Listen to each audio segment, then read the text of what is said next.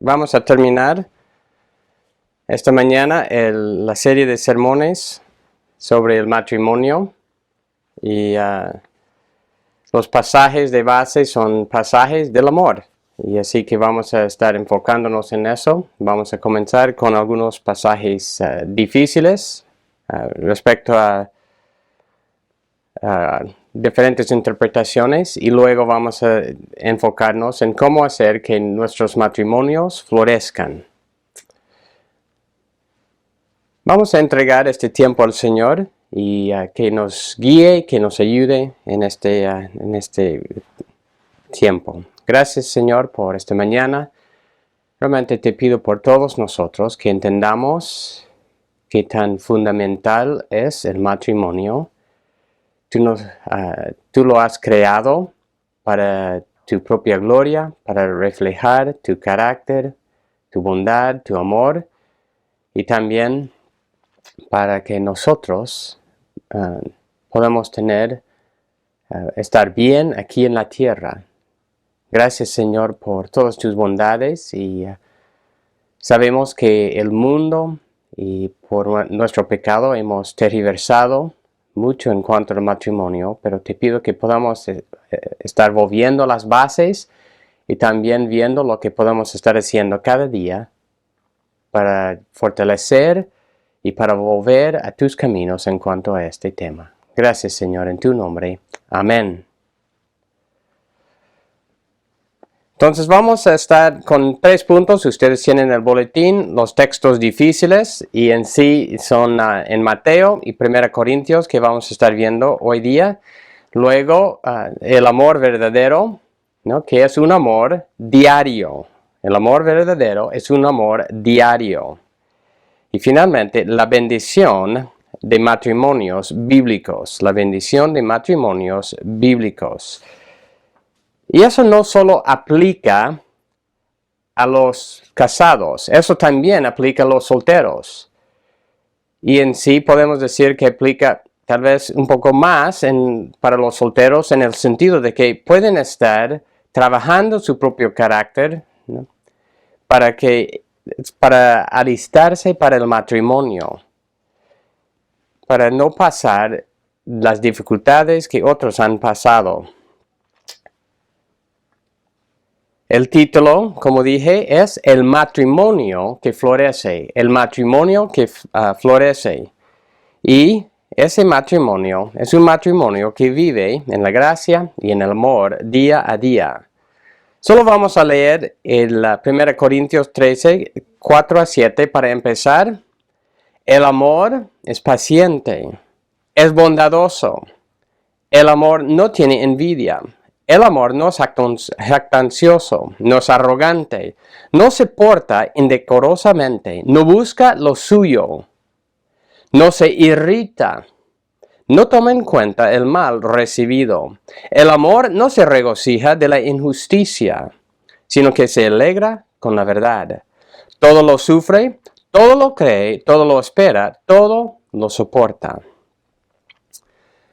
La verdad principal es, en vez de buscar razón para escapar del matrimonio, Dios nos llama a esforzarnos en amor para crecer y tener matrimonios que le honran y que resulten en nuestra felicidad.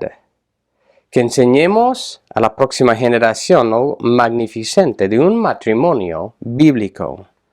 Así que tiene el enfoque para nosotros y también en cuanto a lo que estamos enseñando a nuestros hijos.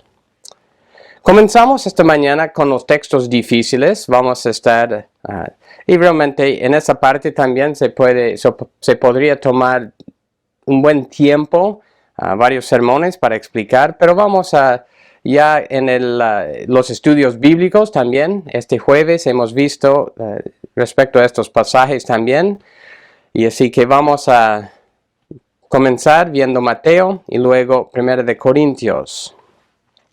Los textos difíciles de divorcio y nuevo matrimonio. No se debe basar una doctrina ni una práctica en pasajes controversiales, con varias interpretaciones posibles.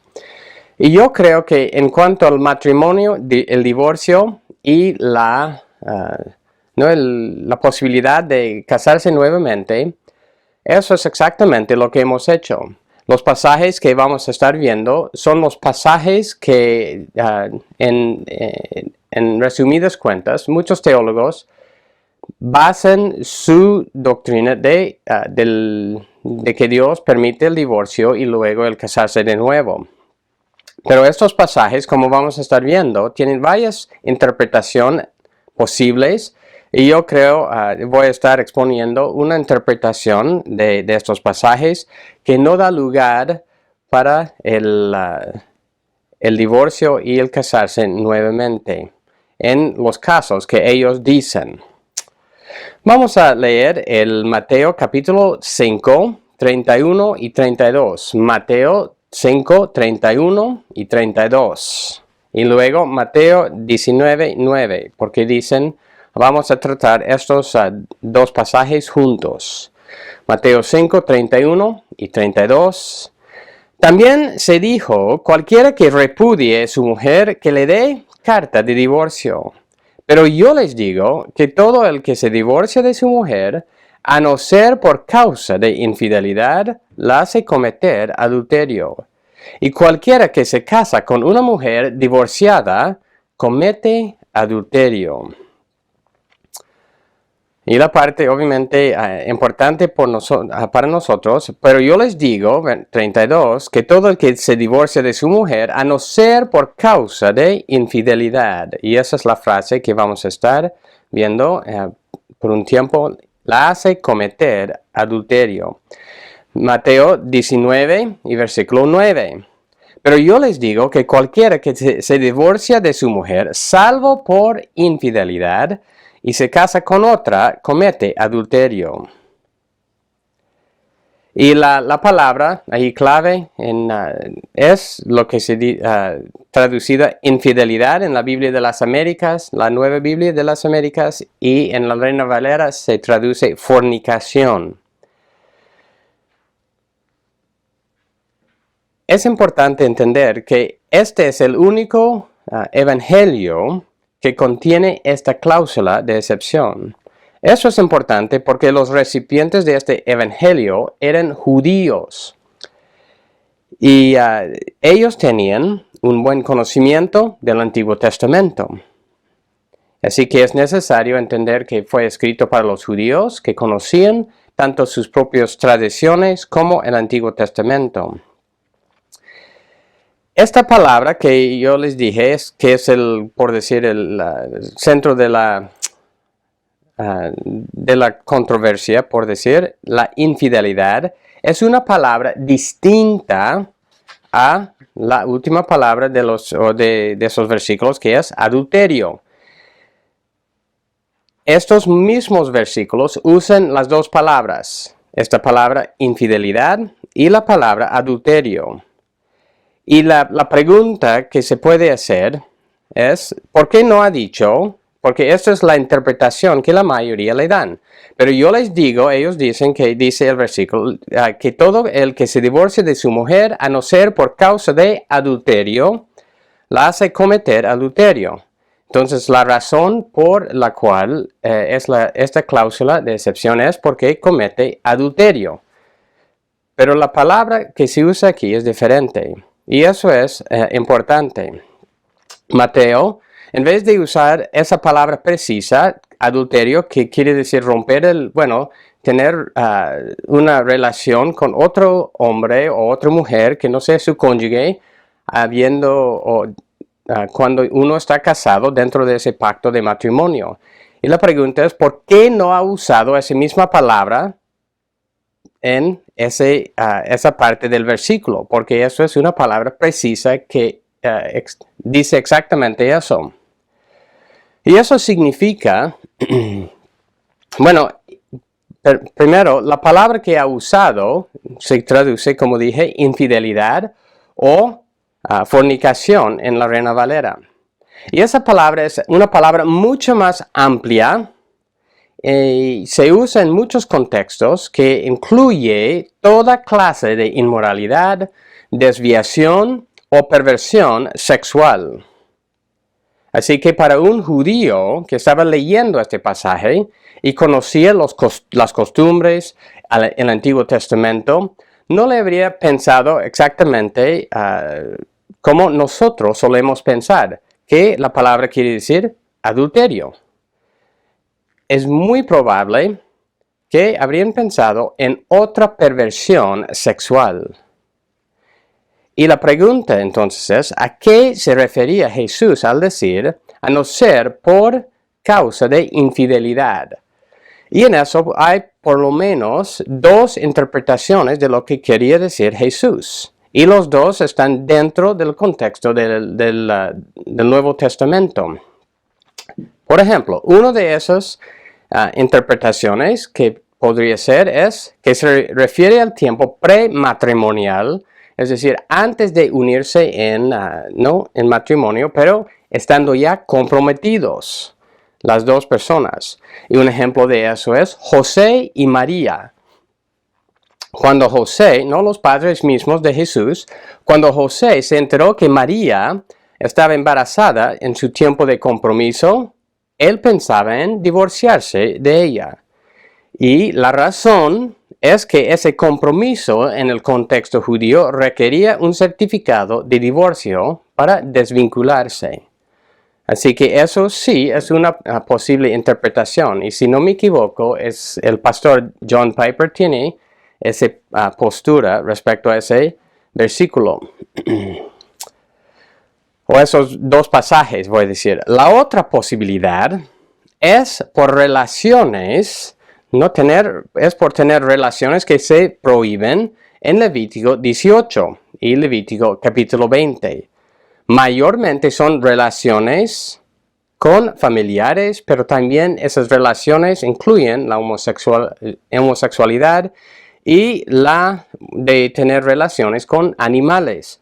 Así que, bueno, y no debemos pensar que eso es muy extraño en un sentido, pero en Levítico 18 está hablando de todo lo que las perversiones de las naciones paganas que estaban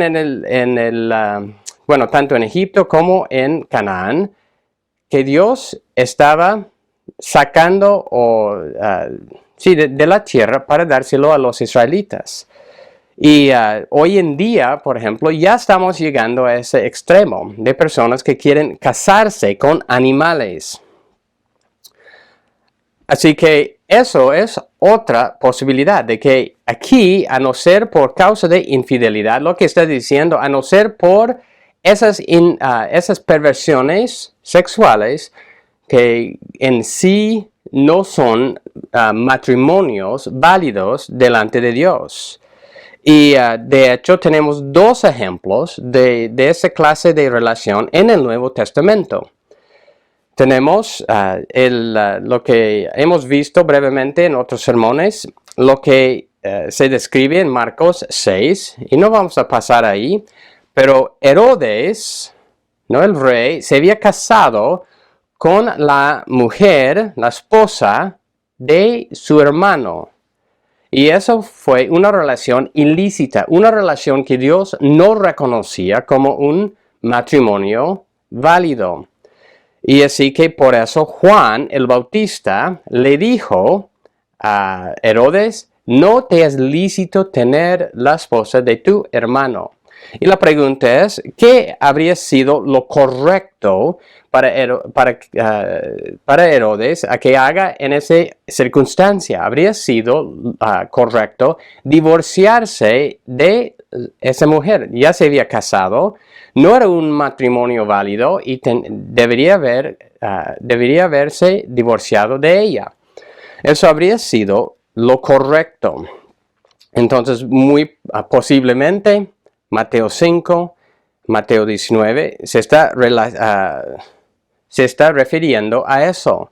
Luego tenemos el otro ejemplo en 1 Corintios 5.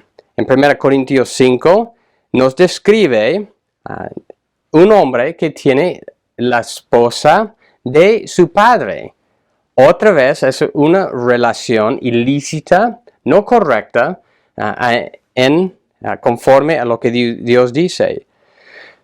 Entonces, ese contexto no dice que ese hombre habría llegado a casarse con esa mujer, pero de todas formas, si hubiera llegado a casarse, habría requerido ese divorcio, de desvincularse también de ella, porque no era una relación legítima delante de Dios. Por igual, hoy en día, por ejemplo, el matrimonio gay no es un matrimonio real delante de Dios. No logra, como es, formar una sola carne delante de Dios. Y así que yo creo que en Mateo 5, 31, 32, cuando está diciendo, yo les digo que todo el que se divorcia de su mujer, a no ser por causa de infidelidad, es decir, en ese caso de una relación ilegítima, eso no puede permanecer en esa relación. La hace cometer adulterio. Porque eso tiene el significado de que cuando uno está en una relación legítima, no se debe divorciarse. ¿Y qué es el resultado de divorciarse en una relación legítima, estando en una relación legítima? Hace cometer adulterio a su cónyuge. Y en ese caso judío, por ejemplo, ¿qué es lo que, por ejemplo, en esos casos, la mujer habría necesitado? Bueno, habría necesitado a alguien que la cuide. Y entonces habría tenido que buscar otro hombre en muchos casos, porque habría quedado desamparada. Y así que por eso dice, la hace cometer adulterio por su necesidad, física. Y yo creo que esta interpretación, de que se refiere a Levítico 18 y Levítico 20, es correcta. ¿Por qué? Porque Jesús, si damos esa interpretación aquí, Jesús está de acuerdo con el Antiguo Testamento en sus bases y aplicaciones. Sus bases, cuando los fariseos querían o estaban preguntándole, ¿es lícito que un hombre se divorcie de su mujer por cualquier razón? ¿Qué es lo que Jesús hizo? Volvió a Génesis capítulo 2 y puso las bases, diciendo Dios ha creado hombre y mujer. Y que los dos forman una sola carne. Entonces, lo que Dios ha unido, ningún hombre lo separe. Ningún hombre lo separe. Jesús está de acuerdo, ¿no? Si esa interpretación es correcta, Jesús está de acuerdo con Juan el Bautista en reprender a Herodes. También, si esa interpretación es correcta, Jesús está en contra de la enseñanza de los dos grupos de judíos, tanto de los liberales, ¿no? que decían por cualquier motivo, como de los estrictos, que permitían el divorcio por adulterio. Y en eso, la respuesta de los discípulos entra ahí, porque los discípulos no decían, entonces estás de acuerdo con los más estrictos de la interpretación de Deuteronomio. Más bien, Jesús les sorprendió en cuanto a su respuesta, porque sus discípulos entendían que estaba dando una enseñanza más difícil.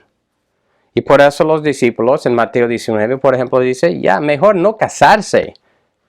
Entonces, si eso es lo que tú dices.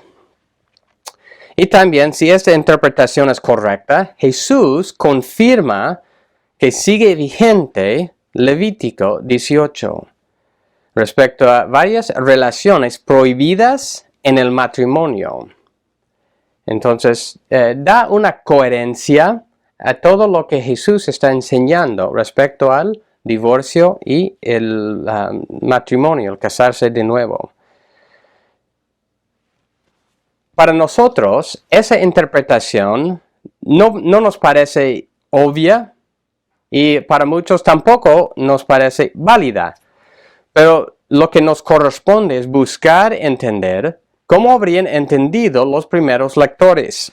Ellos eran judíos, quienes habrían evaluado lo escrito, ¿no? O lo que está escrito aquí en Mateo y la enseñanza misma de Jesús cuando estaban escuchando por lo que dice en el Antiguo Testamento. Entonces habrían, como decir, atado esos vínculos, entendiendo, ya, entonces usa esa palabra porque está refiriéndose a esas relaciones. Y de hecho, eso es en 1 Corintios 5, esa es la misma palabra que se usa en ese contexto, refiriéndose a esa inmoralidad de ese hombre con la esposa de su papá. Pasando a 1 Corintios 7. Pasando a 1 Corintios 7. Y también si quieren escuchar más, pueden escuchar lo que conversamos este jueves en el estudio bíblico sobre Mateo capítulo 5 y capítulo 19. Y también me pueden pasar preguntas al respecto. Pasando a 1 Corintios 7, vamos a leer de versículo 10. A los casados instruyo, no yo, sino el Señor, que la mujer no debe dejar, ¿no? El marido. Pero si lo deja, quédese sin casar, o de lo contrario, que se reconcilie con su marido. Que el marido no abandone a su mujer.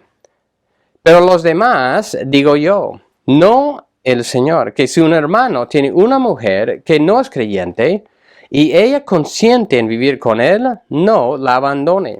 Y la mujer cuyo marido no es creyente y él consiente en vivir con ella, no abandone a su marido. Porque el marido que no es creyente es santificado por medio de su mujer, y la mujer que no es creyente es santificada por medio de su marido creyente. De otra manera, sus hijos serían inmundos, pero ahora son santos.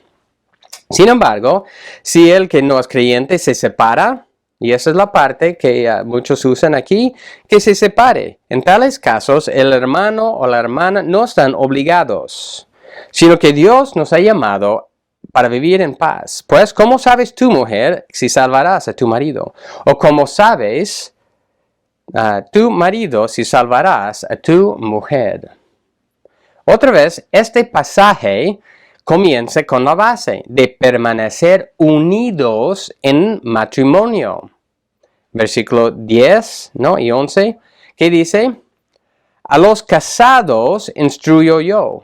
No yo, sino el Señor. Entonces, esta es la interpretación de Pablo sobre la enseñanza de Jesús que hemos visto en Mateo 5 y 19. Que la mujer no debe dejar al marido, pero si lo deja, quédese sin casar. O de lo contrario, que se reconcilie con su marido. Que el marido no abandone a su mujer. Y así que tenemos la misma, por decir, regla, tanto para el hombre como para la mujer. Que no debe separarse de su cónyuge. Eso es la base. Lo que está diciendo, ¿no? Lo que Dios ha unido, ningún hombre lo separe. Pero en versículo 11, si lo deja, quédese sin casar. Entonces hay dos opciones aquí. Tres en sí. Si uno debe esforzarse para mantenerse unidos. Pero si lo deja, quédese sin casar. Entonces ya tiene que permanecer solo.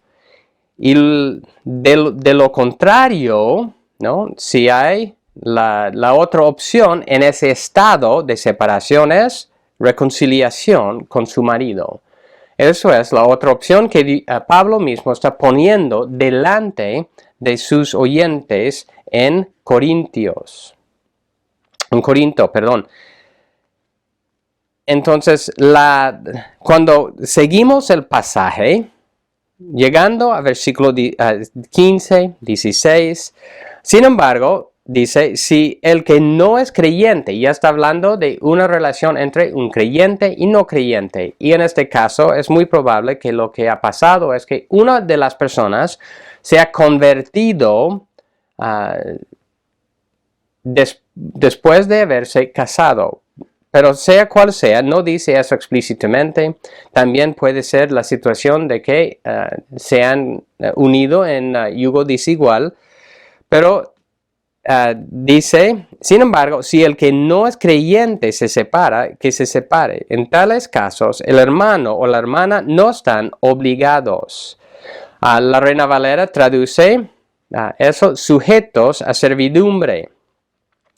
Y muchos dicen, bueno, no están obligados, eso significa, bueno, obviamente significa por lo menos separación. Que el creyente, la persona creyente, no debe ir buscando a todo costo, por decir, perseguir a su cónyuge en cuanto a la reconciliación, porque no va a funcionar, porque esa persona no es creyente. Y así que dice, si la persona no creyente decide irse, que lo deje ir, para que pueda vivir en paz. Y antes de eso dice, si el no creyente quiere permanecer en el matrimonio, mejor. Eso es la primera opción, lo mejor que en esa situación. ¿Por qué? El no creyente y sus hijos han sido santificados. Y eso quiere decir apartados con esa presencia de la persona creyente ahí en la casa para ayudarles a llegar a conocer al Señor. Así que ese pasaje también dice, mejor quedarse unidos. Pero si la persona no creyente, entonces hablando del creyente, es decir, los que estamos nosotros, ¿no? Los creyentes, aquí, todos los que estamos aquí, creo que dirían que somos creyentes. ¿Qué es nuestra obligación? O lo que Dios nos está llamando a hacer es permanecer en ese matrimonio, esforzarnos para hacerlo funcionar. Y también, conforme a 1 de Pedro 3:1, a ganar a nuestro cónyuge para el Señor. Pero dice también el pasaje, obligados, no están obligados, es decir, bueno, que deje ir en paz. Y el resto, ¿no?, del versículo explica, Dios nos ha llamado a vivir en paz. ¿Por qué? No sabes si se salvará a tu cónyuge. Y los siguientes versículos ahí dicen que debemos permanecer en la relación a la cual Dios nos ha llamado. Y así que eso también da a no buscar, por ejemplo, otro marido, a no buscar, ¿no?, el otro estado al cual Dios nos ha llamado. Entonces dejemos eso en las manos de Dios. Este versículo aquí, en versículo 15, la palabra clave aquí es, no están obligados o sujetos a servidumbre.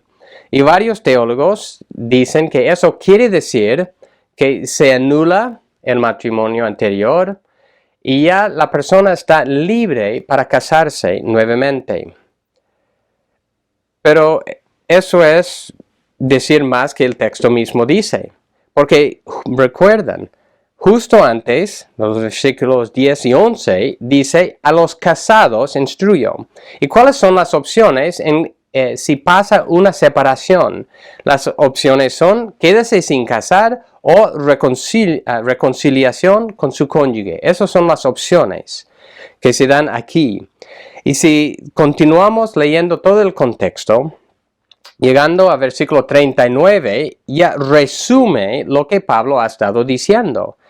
Resume, y 1 de Corintios 7:39 dice, la mujer está ligada mientras el marido vive, pero si el marido muere, está en libertad de casarse con quien desee, solo que sea en el Señor. La mujer está ligada mientras el marido vive, pero si el marido muere, está en libertad de casarse con quien desee, solo que sea en el Señor. Entonces, ¿cuál es? Aún en este mismo pasaje, en 1 Corintios 7, al resumir, ¿no? Todo lo que has enseñado, dice, el vínculo matrimonial permanece hasta la muerte. Solo la muerte libera a las personas de su pacto matrimonial para poder casarse nuevamente. Y aquí dice eso explícitamente. Ya puede casarse con quien desee. Ya está explícita esa opción para la persona. Entonces la pregunta es, nosotros debemos basarnos en lo claro de lo que dice. Muchos, como dije, hacen su doctrina, su práctica sobre estos textos que tienen una variedad de interpretaciones posibles, voy a decir, respecto al divorcio, respecto a casarse de nuevo, y en sí toman la misma o se aproximan al asunto tal como los judíos para con Jesús. Ellos decían, ¿por cuál motivo podemos divorciarnos, ¿no?, de nuestras mujeres, ¿no? Y también implícitamente, refiriéndose a Deuteronomio, casarnos de nuevo. Pero Jesús vuelve a Génesis diciendo, ustedes están perdiendo lo esencial. Y nosotros también no debemos perder lo esencial. Si vemos el matrimonio, el divorcio y el nuevo matrimonio de esa óptica, respecto, ¿no?, de la óptica de Jesús, y de lo que los apóstoles estaban enseñando, tiene una coherencia con Génesis 2:24. Perdemos el espíritu de la ley y el corazón de Dios en este asunto cuando la conversación se gira en torno a las excepciones. Yo sé que tenemos que conversar de esas cláusulas y son muy importantes. Pero muchas veces toda la conversación pierde lo esencial, lo fundamental para enfocarse en eso. Lo que Dios ha unido en una sola carne y conforme a los votos que los esposos han hecho. Así que para resumir, la Biblia enseña, para resumir toda la enseñanza bíblica respecto al plan de Dios en el matrimonio, debemos esforzarnos en nuestros matrimonios conforme a lo siguiente. Jesús confirmaba que Dios es creador del varón y de la mujer. Jesús confirmaba que Dios establece el matrimonio entre un solo hombre y una sola mujer hasta la muerte los separe. Y Él los une en esa una sola carne. Dios confirmaba que ninguna persona tiene derecho de romper lo que Dios ha unido. Y eso incluye esas mismas personas. Jesús no tomaba el lado ni de los estrictos ni de los liberales. Él tampoco estaba de acuerdo con los judíos que permitían el divorcio por razones de adulterio. Y eso es lo que yo sostengo en mi interpretación de esos pasajes. Jesús trata igual al hombre como a la mujer. Jesús veía el divorcio y el casarse de nuevo como un acto de adulterio. Dios considera que el divorcio, ¿no?, y el casarse nuevamente rompe el pacto matrimonial. El pasaje en Malaquías, que también hemos visto, dice que Dios odia el divorcio. El pasaje que hemos visto en Deuteronomio 24, Dios no permite que vuelva a su primera pareja una persona divorciada y casada nuevamente.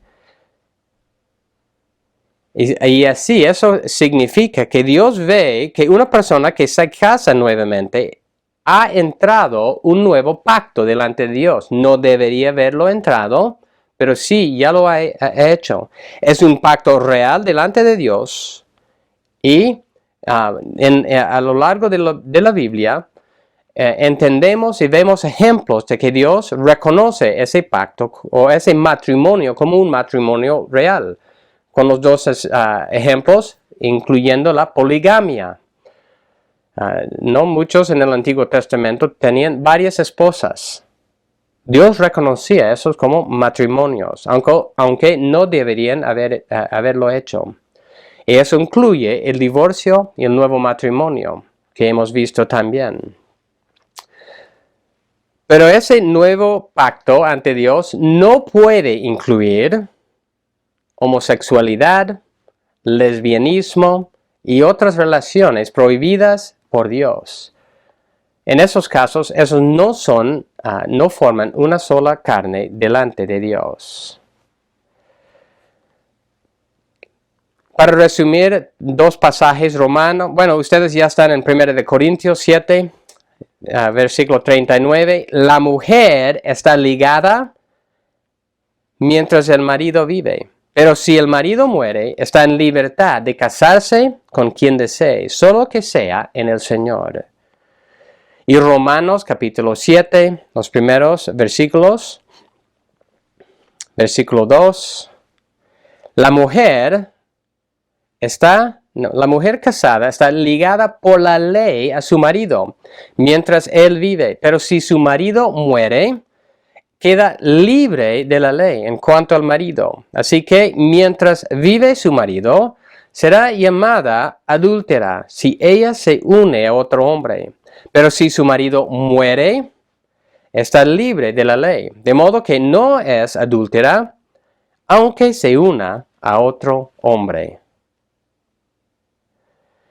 Y esos dos pasajes dicen lo mismo, ¿no? Mientras vive, están ligados por ley a su cónyuge. En todo eso lo que digo es, debemos basarnos en los textos claros para interpretar los textos un poco más difíciles o los textos que tienen una variedad de interpretaciones. Y tal como yo he leído en el último sermón, el resumen que da John Piper, y ustedes pueden volver a escuchar o pueden leer eso en el PDF del sermón de la semana pasada respecto a eso. O fue 2 semanas, no recuerdo. En uno de los últimos sermones. Pasando al segundo punto en el bosquejo. El amor verdadero es un amor diario. Así que en vez de buscar razones para escapar del matrimonio, del vínculo y buscar otra pareja, en vez de buscar justificaciones para dejar mi pacto matrimonial, ¿qué es lo que debo hacer? Es buscar amar diariamente a mi cónyuge. Y, como dice 1 Corintios 10 y 11, 7, 10 y 11, buscar la reconciliación. Y en este punto deseo responder a la pregunta, ¿cómo evitamos que nuestros matrimonios sean disfuncionales? ¿Y cómo debemos esforzarnos para que no terminemos en el divorcio? Entonces, otra vez, en vez de estar viendo, en cuáles casos me deja divorciarme de mi cónyuge, más bien, no quiero llegar a ese punto. Sea donde sea que estemos en nuestra vida, aun si hemos pasado por un divorcio, nuevo matrimonio, si uno es soltero, que nunca se ha casado, la pregunta es cómo debemos esforzarnos en nuestras vidas para que cuando estamos así vinculados en matrimonio, podemos continuar conforme a lo que Dios tiene para nosotros. Y la respuesta es muy sencilla para decir, pero muy difícil para poner en práctica. Sencillamente es vivir diariamente en amor. ¿Por qué llegan al divorcio muchas personas? Y hay una respuesta sencilla a eso también. Es por el egoísmo. Es que cuando uno va a buscar, o cada uno va buscando satisfacer sus propios deseos, sus propias necesidades, sin tomar en cuenta el otro, va a ser por lo menos disfuncional, va a haber muchas peleas, no va a haber esa unión, no va a haber paz en la casa y muy probablemente puede llegar al divorcio. Es por ese egoísmo. Y la pregunta es, ¿cómo es que tenemos a Dios en el centro? ¿Cómo podemos, tanto como personas como matrimonios, tener a Dios en el centro de nuestras vidas?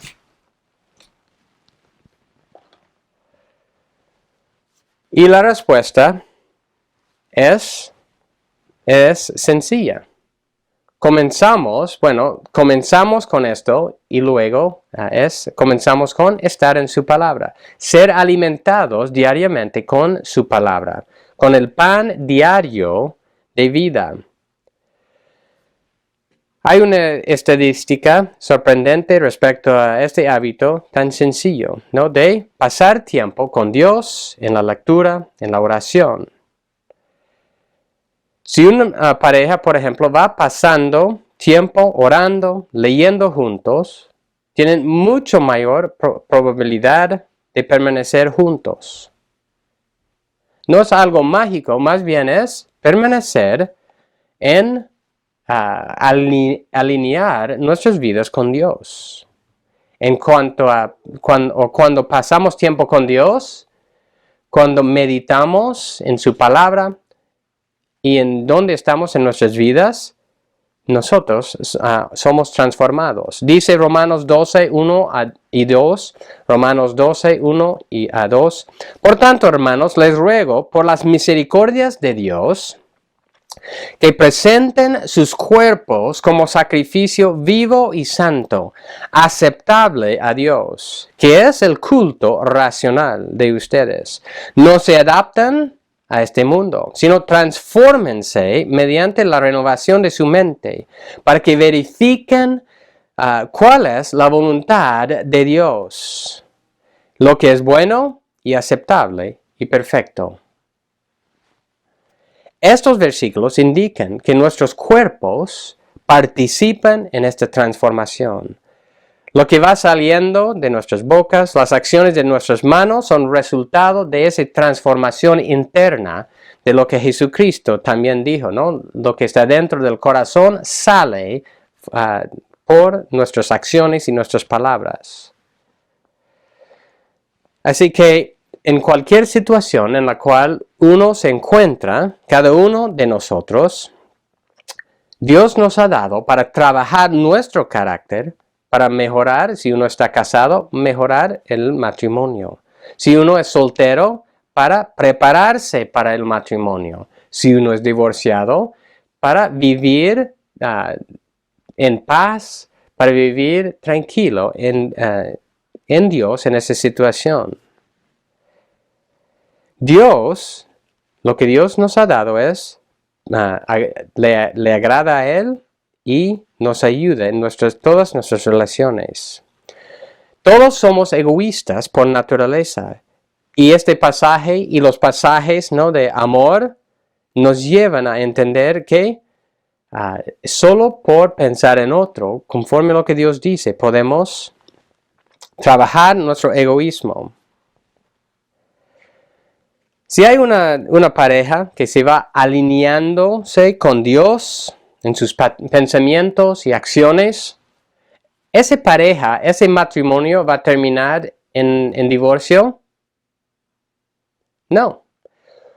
Una pareja, un matrimonio que se va trabajando su carácter, que se va viendo lo que Dios dice para ellos, que se va esforzándose para amar a su pareja, a su cónyuge, no va a terminar en el divorcio. De otro lado, cuando una pareja no toma en cuenta a Dios ni lo que Él dice, eso es cuando va buscando satisfacer sus propios deseos. Por ejemplo, cuando uno dice, mi cónyuge no me satisface, no me hace feliz, no me da la diversión que quiero, no me comunica como debe, no satisface mis deseos de intimidad. Y eso es cuando uno se enfoca en esas cosas, es cuando va buscando dejar su pareja para buscar otro. Cuando uno está en una situación difícil de matrimonio, ¿qué es lo que nos aconseja los del mundo? Cuando uno lo está pasando difícil, dicen, bueno, déjalo, pues, tú mereces mejor. Busca otro que te haga feliz, que te satisface, que te ayude a ser quien eres tú. Pero Dios no dice eso. Dios nos dice que nos esforzáramos en la situación en la cual estamos. Y obviamente hay que tomar en cuenta la situación de cada uno y ver lo que Dios dice en cada situación. Pero estoy dando en general lo que necesitamos estar haciendo. Todo se basa en amar a Dios y amar a nuestro cónyuge. ¿Cómo manifiesta el egoísmo en el matrimonio? El esposo, por ejemplo, no toma en serio las necesidades y deseos de su cónyuge, de su esposa. Por ejemplo, el afecto físico, ¿no? Abrazos, besos. No toma en cuenta la necesidad de tiempo, de pasar tiempo. No solo tiempo, por decir, calidad, sino tiempo en cantidad, ¿no? De estar juntos, de conversar, de tal vez darle regalos, de varias cosas, de ver cómo puede manifestar a su cónyuge, ¿no? La esposa específica que Dios le ha dado, el amor de Dios. Y en ese caso, cada mujer es diferente. Así que cada hombre tiene que conocer a su esposa para manifestar ese amor. Y cuando el esposo no hace eso, la esposa queda insatisfecha. Y obviamente no le es excusa para buscar otro, pero eso es manifestación del egoísmo de parte del hombre. Si no está conociendo y tomando en cuenta, ¿no? cómo amar específicamente a su esposa. Por igual, una esposa que no toma en serio las necesidades de su esposo.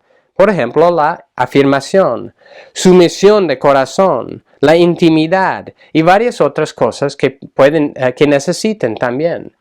El hombre es diferente que la mujer. Así que también las esposas tienen que estar conociendo específicamente sus esposos, viendo sus necesidades, viendo sus deseos y ayudándoles a cumplir eso. Por eso, por ejemplo, en Génesis capítulo 2, cuando Dios creó a la mujer, la hizo ayuda idónea para su esposo. Dios nos ha creado para esa intimidad de comunión como pareja.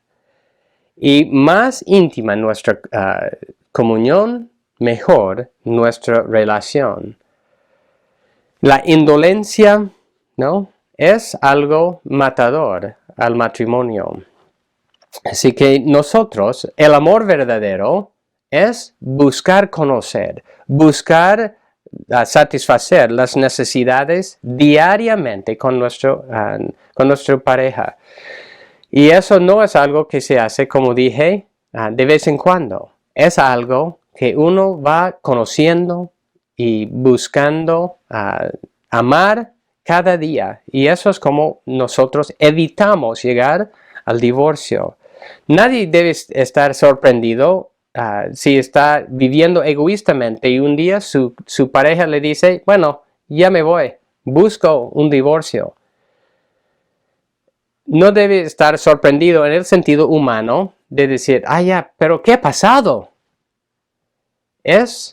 No, muchas veces es por no tener en cuenta las necesidades o los deseos de su cónyuge. Filipenses 2, capítulo 2, versículos 3 y 4. No hagan nada por egoísmo o por vanagloria, sino que con actitud humilde cada uno de ustedes considere al otro como más importante que a sí mismo, no buscando cada uno sus propios intereses, sino más bien los intereses de los demás.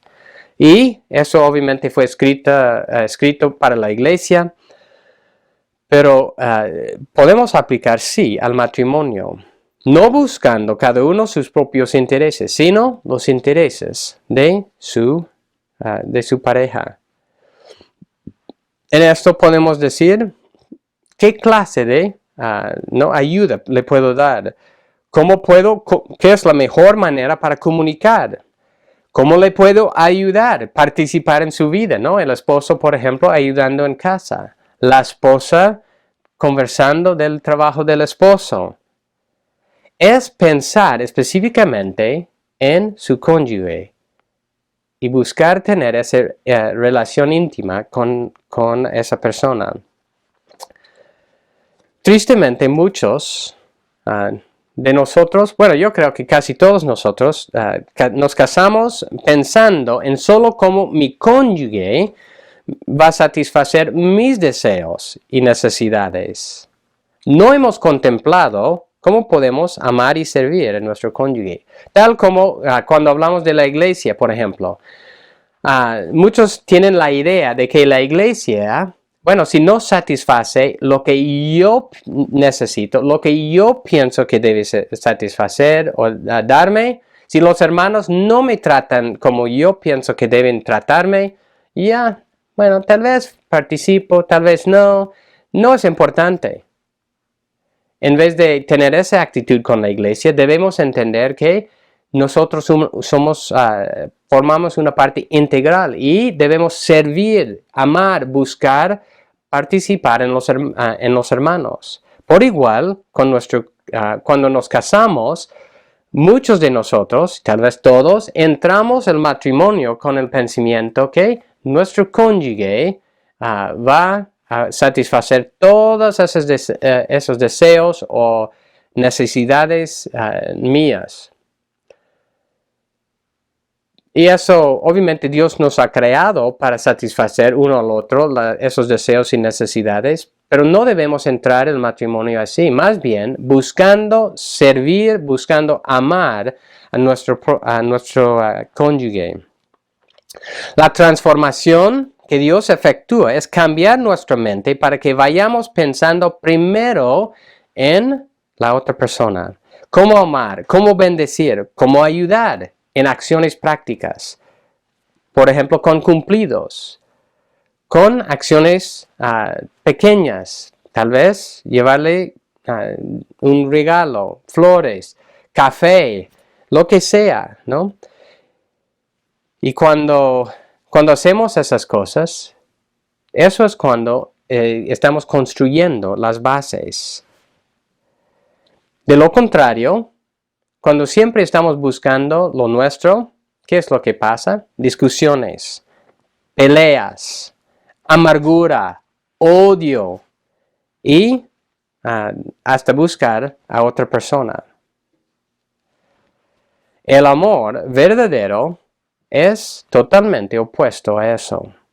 Como el pasaje que hemos leído al principio de comenzar este sermón, 1 Corintios 13, 4 a 7, el amor es paciente, el amor es bondadoso, el amor no tiene envidia, el amor no es jactancioso, no es arrogante, no se porta indecorosamente, no busca lo suyo, No se irrita, no toma en cuenta el mal recibido. El amor no se regocija de la injusticia, sino que se alegra con la verdad. Todo lo sufre, todo lo cree, todo lo espera, todo lo soporta. ¿Cómo vivimos ese pasaje en el diario vivir? Es preguntarnos qué acción, y voy a decir otra vez, no solo es para los casados, los que se preparan para el matrimonio también. Deben estar buscando en su mismo carácter para con otros. ¿Qué actitud o acción irrita a mi cónyuge o otras personas? ¿Qué me hace, por decir, impaciente? ¿Cómo puedo trabajar mi carácter en eso? ¿En cuál cosa estoy buscando lo mío? ¿Puedo soportar algo que no me gusta sin explotar? Si no puedo, hay que trabajar. ¿Estoy guardando amargura? Hay muchas cosas en el diario vivir, cada día, que necesitamos trabajar y ver en nuestras vidas. Es buscar a Dios por decir, formar pensamientos, una forma de pensar bíblica. Es evaluar cómo estoy y meditar en cómo puedo cambiar y ser la persona que debo ser diariamente para con mi cónyuge. Es pensar en cómo le he fallado, le he pecado, lastimado, para no volver a hacer eso.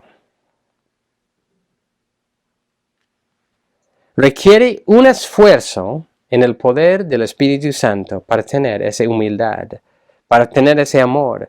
Requiere un esfuerzo en el Espíritu para tener paciencia.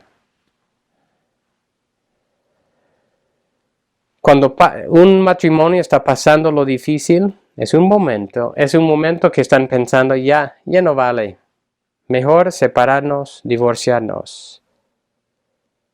Pero ¿qué es la respuesta bíblica? Es volver a las bases. Dios ha unido. Es volver a los votos que los dos han hecho. Y es volver al arrepentimiento porque han llegado a ese punto por el egoísmo, por su pecado. No por buscar a Dios, ni por buscar el bien del otro. Es volver a poner las bases en su matrimonio. Eso es lo que Dios nos ha llamado en nuestros matrimonios. Y si uno del matrimonio no es creyente, le corresponde a la persona creyente esforzarse para ganar y quedar casado con su cónyuge y para así ganarle por Cristo.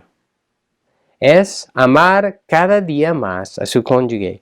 Eso es la manera que nosotros podemos combatir el divorcio y el deseo de casarnos nuevamente para permanecer con la persona que Dios nos ha dado.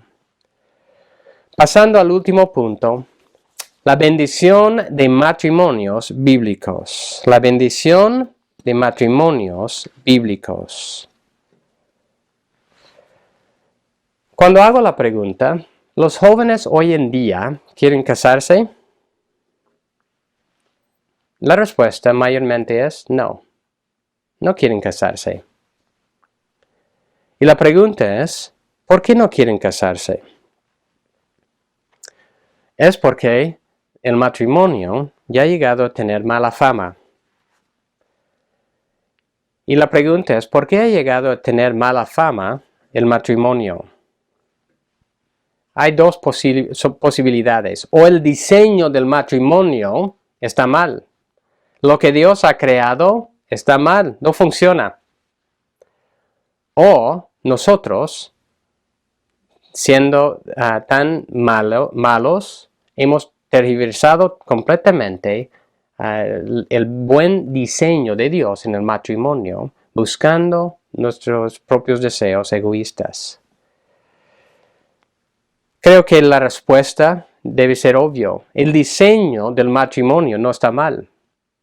el diseño del matrimonio era para el bien de la humanidad. Era para la compañía. Era para bendecir y tener mucha descendencia. Era para tener ese dominio bíblico sobre la tierra. El matrimonio es para nuestro bien. Pero en vez de conformarnos a su diseño, lo hemos pervertido en todo sentido. ¿Qué debe ser nuestras metas como creyentes? Debemos volver a ver cómo Dios ha diseñado el matrimonio y la bendición de Dios en conservar el matrimonio conforme a su diseño. ¿Qué deseamos? Yo puedo hacer la pregunta para mis hijos. ¿Qué deseo para mis hijos? Deseo que mis hijos tengan matrimonio como se ve en general en la cultura de hoy. Deseamos, ¿no? Para los jóvenes en nuestra iglesia que se tienen el mismo índice de divorcio como la cultura de hoy. Para nada. Deseamos que experimenten una vida de bendición. No queremos que experimenten una vida dura, difícil, que sigan pasando esa maldad a la próxima generación. Queremos volver, cambiar lo que ellos están experimentando. Si nosotros, muchos voy a decir de nosotros, o en no como niños, hemos visto matrimonios no muy saludables y hasta ver que nuestros padres se han divorciado. Es muy triste y es una realidad que vivimos. Pero ¿qué es lo que deseamos? Deseamos tanto para enderezar nuestros caminos, para que nuestros hijos no pasen por eso, para que ellos se puedan establecer con hogares saludables, que críen sus hijos en la bendición de Dios. Eso es lo que deseamos. ¿Cuáles son las bendiciones conforme al diseño de Dios en el matrimonio? Bueno, primero, agradamos a Dios. Y voy a dar una lista, no de todas, pero de varias bendiciones. Agradamos a Dios. Somos ejemplo de Cristo y su iglesia. Es decir, somos luz en las medias de las tinieblas. Yahweh Dios nos va a bendecir en vez de maldecir. ¿Por qué fueron expulsados los cananitas de la tierra de Canaán? Fue una parte importante en su ruina, en su juicio de parte de Dios. Dice en Levítico 18 que la tierra vomitó sus moradores. Y mucho de eso fue por su maldad, su perversión sexual. Así que cuando nos conformamos al plan de Dios en nuestro matrimonio, Dios nos va a bendecir. En nuestro matrimonio vamos a tener matrimonios sanos, saludables, no voy a decir sin problemas, pero que también enseñamos a nuestros hijos. Vamos a vivir en armonía con nuestro cónyuge. Cuando tenemos un matrimonio que estoy con esa relación primero con Dios y luego amando a mi cónyuge, voy a vivir en paz y armonía. También voy a tener esa paz en cuanto a saber que no tengo que dudar de la fidelidad de mi cónyuge. Y mi cónyuge no tiene que dudar de mi fidelidad. Eso es vivir tranquilo. Vivimos contentos en la familia. Otra bendición. Si uno se ha criado en un hogar donde los padres están siempre peleando, ¿es un hogar de tranquilidad, de paz, de estabilidad? No. ¿Qué es lo que deseamos? esa estabilidad, esa bendición de Dios.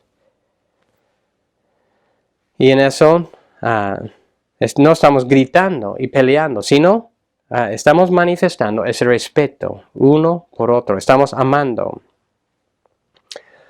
Hablando de los hijos, ¿qué es la bendición de tener padres, no? Que tienen un matrimonio sólido?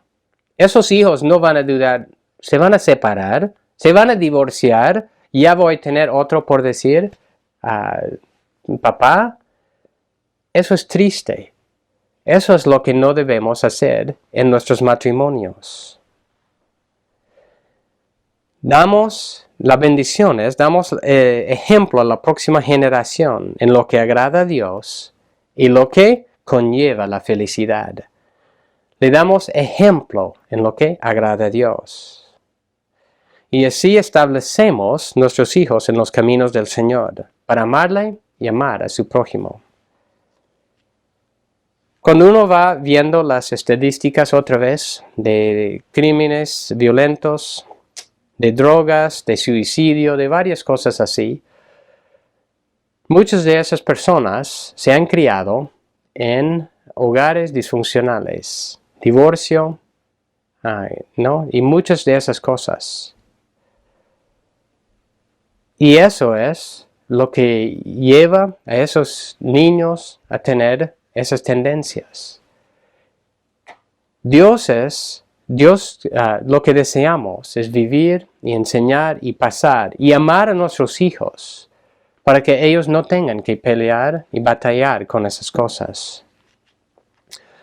Hay muchas bendiciones por establecer hogares, matrimonios, conforme a lo que Dios dice. Para tener lo que Dios dice, lo que Dios ha unido, ningún hombre lo separe. La maldad que nos rodea del mundo es por nuestra pecaminosidad. Solo en sumisión a Dios es cuando nosotros vamos a comenzar a salir adelante para experimentar esta bendición de Dios. Otra vez voy a decir, muchos de los que me están escuchando, muchos de ustedes no han vivido esa clase de vida en su niñez. Tal vez no tienen un matrimonio así hoy día. Pero la pregunta es, sea donde sea que uno esté, la pregunta es, ¿cuál es la voluntad de Dios para mí en este momento? ¿Cómo puedo enderezar mi camino? ¿Y cómo puedo formar parte de la solución, tanto en mi propia vida, como para mis hijos y las futuras generaciones? Debemos estar pensando no solo en nosotros, debemos estar pensando en nuestros hijos, nuestros nietos y las siguientes generaciones. ¿Cómo estamos nosotros formando y poniendo estas bases en sus vidas para que puedan seguir adelante y para no estar bajo la maldición y el juicio de Dios? Así que quiero animarnos otra vez que nosotros, sea donde sea, estamos en nuestra experiencia. Yo sé que muchos han pasado mucha dificultad en esta área, pero que Dios nos ayude a realmente volver a lo fundamental del matrimonio, de pensar cómo hacer florecer nuestros matrimonios. El matrimonio es la base de la sociedad. Dios lo ha creado así. Y así que nosotros podemos ser sal y luz en medio de las tinieblas. Pero eso comienza con nosotros mismos. No en buscar escapar de nuestro matrimonio, sino en amar, si estamos casados. Si uno es soltero, buscar a Dios para ser una persona que ama a Dios, que ama a otros y se prepare para el matrimonio. Recordamos o entendamos o debemos entender que solo creyentes verdaderos pueden hacer eso, porque solo nosotros tenemos el Espíritu Santo. Los no creyentes van de mal en peor, buscando salir con el suyo. Pero nosotros, los creyentes, tenemos el Espíritu para que Dios nos ayude a dejar atrás los malos hábitos, el egoísmo y para amar a nuestro cónyuge, a otras personas conforme a lo que Dios dice. Recordemos la verdad principal. En vez de buscar razón para escapar del matrimonio, Dios nos llama a esforzarnos en amor, para crecer y tener matrimonios que le honran, que resulten en nuestra felicidad, y así debemos enseñar a la próxima generación lo magnificente de un matrimonio bíblico. Así que, ¿cómo queremos vivir? ¿En la bendición de Dios, esforzándonos en nuestros matrimonios, o en la amargura y destrucción del egoísmo? Que Dios nos anime, nos ayude en nuestros matrimonios. Vamos a terminar leyendo 1 de Tesalonicenses, capítulo 4, y los primeros versículos ahí, de 1 a 8. 1 Tesalonicenses 4, de 1 a 8.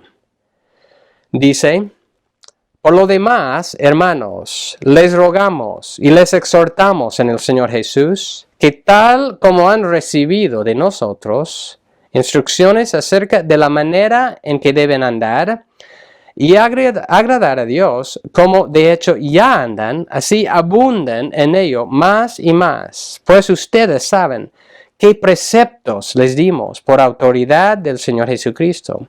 Porque esta es la voluntad de Dios, su santificación, es decir, que se abstengan de inmoralidad sexual, que cada uno de ustedes sepa cómo poseer su propio vaso en santificación y honor, no en pasión degradante como los gentiles, que no conocen a Dios.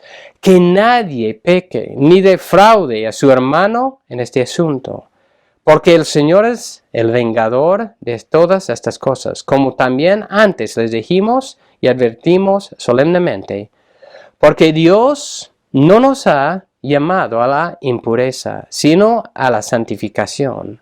Por tanto, el que rechaza esto, no rechaza a un hombre, sino al Dios que les da a ustedes su Espíritu Santo. Oremos, hermanos. Gracias, Señor, por esta mañana. Y en sí, aunque hemos visto esos textos difíciles para empezar, eso con la motivación también de explicar, pero también de apuntar a las mismas bases, que tú nos has llamado a un matrimonio sano, santo, de permanecer, de esforzarnos en nuestro matrimonio con nuestro cónyuge. Te pido, Señor, que tú nos ayudes a entender que el vivir diariamente en ese amor es cómo hacer funcionar nuestro matrimonio. Te pido, Señor, que podemos estar pasando la bendición de buenos matrimonios a la próxima generación. Te pido por nuestros hijos, Señor, que ellos pueden vivir mucho mejor que nosotros en cuanto a amarte a ti y en cuanto a amar a su cónyuge, el que tú le vas a dar. Y que pueden también establecer familias mejores que las nuestras, Señor. Te pido, Señor, que tú nos uses para que nosotros seamos sal y luz en medio de las tinieblas, y que cada uno puede ver su propia situación, puede evaluar dónde está y puede buscarte, Señor, para vivir conforme a tus principios, a tus mandatos en este área, Señor. Tú nos has llamado a la santificación y no a la impureza. Y eso comienza en nuestras mentes y también es vivido en nuestros cuerpos, en el diario vivir. Gracias, Señor. Eso es tan importante. Y ayúdanos, Señor. Te pido por ánimo. Te pido por la energía que necesitamos. Te pido por sabiduría, Señor, para conocer a nuestro cónyuge mejor, para poder servir y amarle. conforme a tu palabra. Y eso sabemos, te agrada. Sabemos también que que conlleva tu bendición en nuestras vidas. Gracias, Señor. En tu nombre te pedimos todo eso. Amén.